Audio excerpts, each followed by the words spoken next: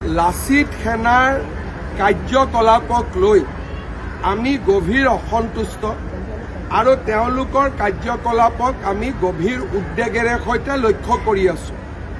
আলফাৰ দৰে লাচিত সেনাক হয়তো আমি এটা দিন আহিব আমি বেন কৰিব লাগিব, কাৰণ ব্যৱসায়ীসকলক লাচিত সেনাই যথেষ্ট অত্যাচাৰ কৰে। অসমত ব্যৱসায়ৰ পৰিৱেশ এটা যোৱা দুমাহ তেওঁলোকে একেবাৰে নষ্ট কৰি দিছে।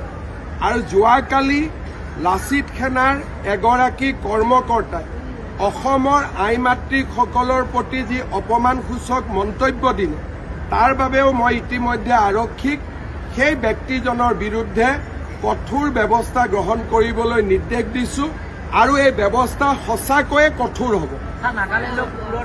সেইটোকে শব্দ মোৰ মুখেদি নোলাব, কিন্তু সেই ব্যক্তিজনৰ বিৰুদ্ধে সঁচাকৈয়ে কঠোৰ ব্যৱস্থা ল'বলৈ মই আৰক্ষীক নিৰ্দেশ দিছো।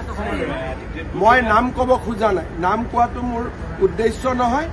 যোনে অসমীয়া মাতৃৰ বিৰুদ্ধে বেয়া শব্দ প্ৰয়োগ কৰিছে তাক মই মানি ল'ব নোৱাৰো।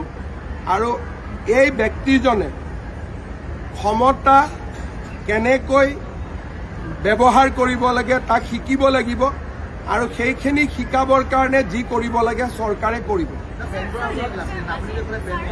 বেন কৰাৰ হয়তো শব্দ এটা লিখিব যে এনেকৈ যদি ধন দাবী কৰে, এনেকৈ যদি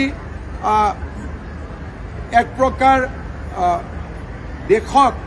দেশৰ অৰ্থনৈতিক বিকাশত বাধা আৰোপ কৰে, তেতিয়াহ'লে ডেফিনেটলি এটা সময় আহিব য'ত আমি গোটেই সংগঠনটোৰ বিৰুদ্ধে ডাঙৰ ব্যৱস্থা ল'ব লাগিব।